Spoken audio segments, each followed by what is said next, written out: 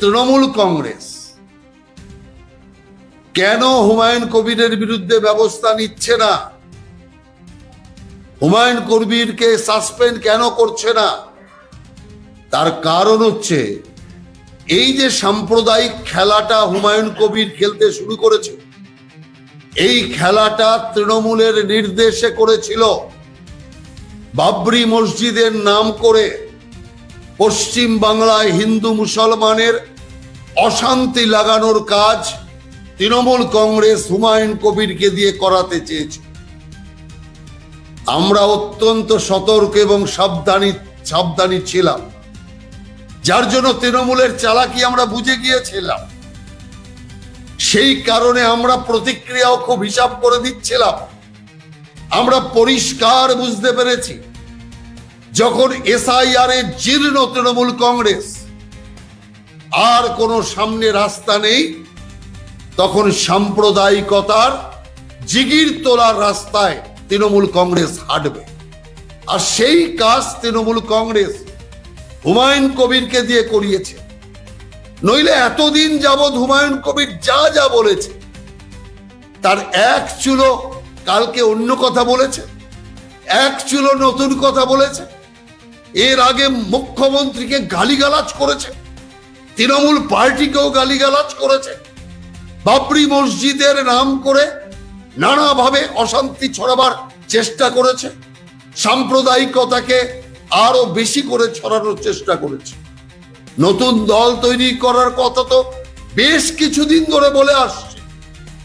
তাহলে নতুন দল তৈরি করার কথা, মুখ্যমন্ত্রীকে গালিগালাজ করার কথা, তৃণমূল কংগ্রেসকে গালি দেওয়ার কথা, বাবরি মসজিদ বানানোর কথা, এই কথাগুলো তো কয়েকদিন ধরে হুমায়ুন কবির বলে আসছে।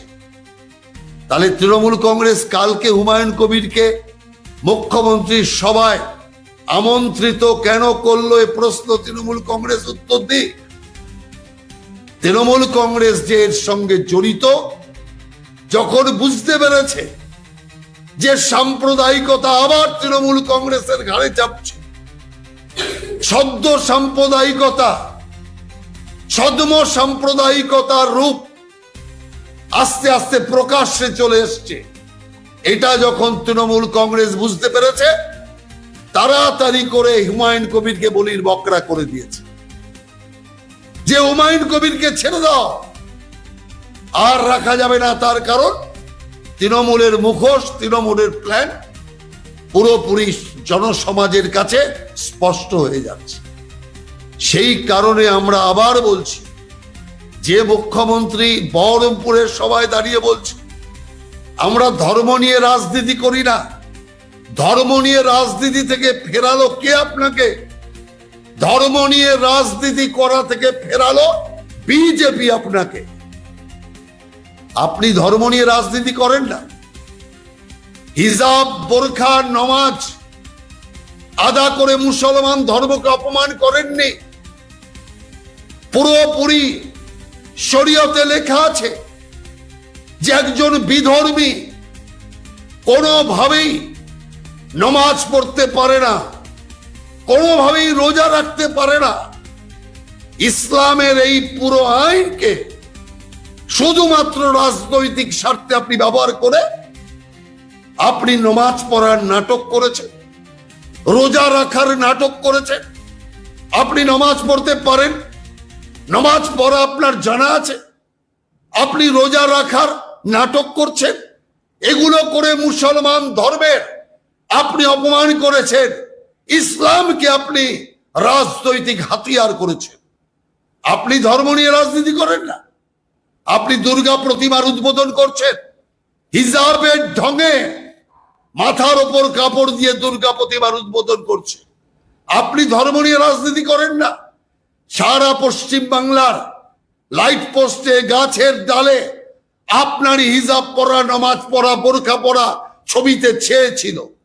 এক একটা মিটিং এ আপনি 17 বার 18 বার ইনশাআল্লাহ ইনশাআল্লাহ বলতেন। আপনি ধর্ম নিয়ে রাজনীতি করেন না। আজ যখন বুঝতে পারছেন বিরাট হিন্দু গোষ্ঠী আপনার এই চরম নোংরা সাম্প্রদায়িকতা এবং মুসলিম তোষণে রুষ্ট, মুসলমান তোষণের জন্য মানুষ ক্ষুব্ধ। এখন আপনি কি করেছেন? এখন দেখছেন আল্লাহকে ছাড়তে হবে, বাঁচতে গেলে আল্লাহকে ছেড়ে দিয়ে এখন দুর্গা মাকে ধরতে হবে। তাই দুর্গা মার পূজার জন্য টাকা দাও, দরকার না থাকলেও ক্লাবকে টাকা দাও। যার জন্য জগন্নাথ মন্দির বানাও, মহাকাল মন্দির বানাও, আরো নানান মন্দিরের ঘোষণা করো। যিনি রাম নবমীর মিছিল পালন করার জন্য, রাম নবমীতে অংশ নেওয়ার জন্য একটা রাম ভক্তকে জেলে পাঠিয়েছেন, যিনি পশ্চিম বাংলার বুকে হনুমান জয়ন্তী পালন করবার জন্য লাঠি চালিয়েছেন, আর আজকে তিনি তার পার্টির লোকদের দিয়ে রামনবমী পালন করাচ্ছেন, হনুমান জয়ন্তী পালন করাচ্ছেন। ধর্ম নিয়ে রাজনীতি কে করে? ধর্ম নিয়ে রাজনীতি আপনি করেন, সুবিধাবাদের রাজনীতি।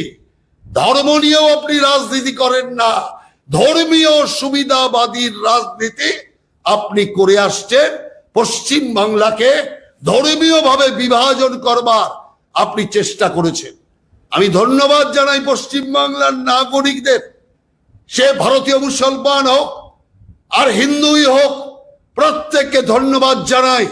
মমতা ব্যানার্জির এই ধর্মীয় হানাহানির রাজনীতিতে কিছু মুসলমান অংশগ্রহণ করলেও সমস্ত মুসলমান তারা এই সাম্প্রদায়িকতাতে অংশগ্রহণ করেনি।